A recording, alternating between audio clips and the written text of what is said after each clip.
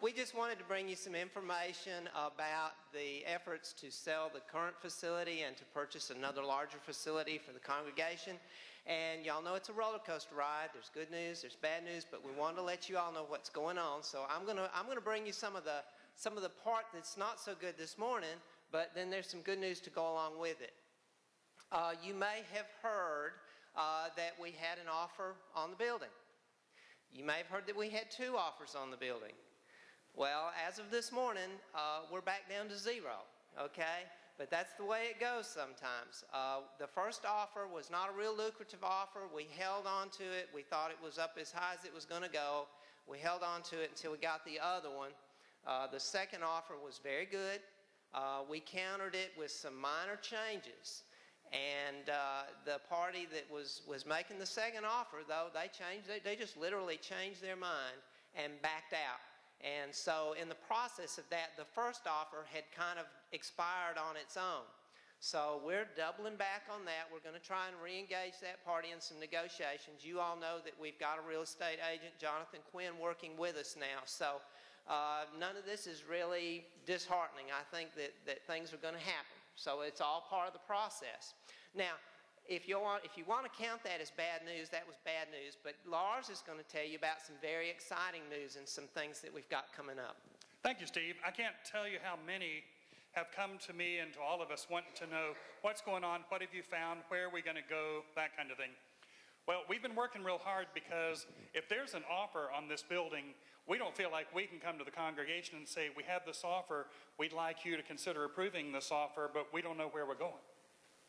So we've been looking real hard, and what we found, right now we have actually 4 properties that are possibilities.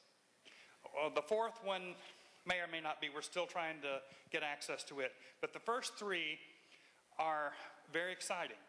Now, next weekend, and I'm going to tell you a little bit more about this in a minute. Next weekend, Saturday and Sunday, we are going to make these facilities open and available for everybody in the church who would like to come by and tour the facilities.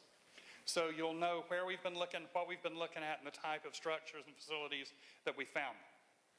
A couple things that the board has found, and Steve can chime in anytime if he wants, or anybody can, on these. We've had quite an education on purchasing properties. In the first place, Steve put it real nicely Friday when he said, this business isn't for weenies. And it's not. Secondly, we have found that $1 million, which is what we're prepared to spend, doesn't buy a whole lot of a church. When we first started this, I thought $1 million bought the Taj Mahal. Boy, was I wrong. The third thing we found out is that our initial emphasis and our initial direction we were headed was wrong. What that initial direction was is we were looking for a church or a facility where Covenant could move and we'd be good for the next 20 years.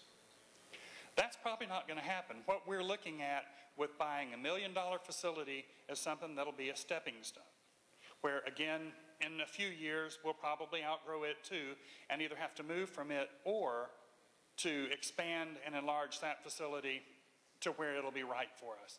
But all that having been said, we've got to do something. So that's where we're headed. So with all that being said, let me say that we've got these 3 facilities, and Steve has prepared a 2 pass outs for everybody to take with you today. They're going to be in the back in the narthex. You can pick them up as you're leaving. And they're the addresses, the price, and the financial scenario of all 4 of those facilities. The first 3 we will be looking at Saturday and Sunday. The fourth one we don't know yet. What I'd like to ask, though, is in the past when we've had facilities and we've made known, we've had members who have gone to those facilities and actually gone in them, talked to members and all that. That tremendously compromises our ability to negotiate what we're going to do, and actually is a big turnoff for people who are selling a facility. Drive by them, that would be perfectly fine, but we'd like to ask that you please, unless we have a scheduled tour of that facility, please don't contact the people at that facility and go into those facilities, because that can cause us some problems and some issues. So please respect that, and let's all look at them at the same time. and do that at their convenience. So we'll be doing that this coming Saturday. I think we'll at 1:30. We have a second tour scheduled at 3:30, and that's all in the pass out. And then we have a tour scheduled after church next Sunday. That's all in the pass outs. Now the board is going to hang here after the service and will be available for you to ask questions and to voice concerns if you'd like today.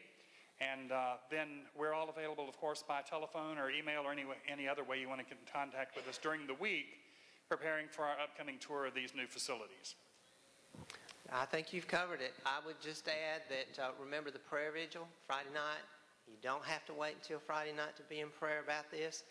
And pray expectantly. I think God's got great things in store for us. There's a lot of doors opening, and, you know, God's the one that opens the doors. So we might look at some doors and say, oh, gee, that's closed. You know, God's got the keys. So it's going to work out. Thank you.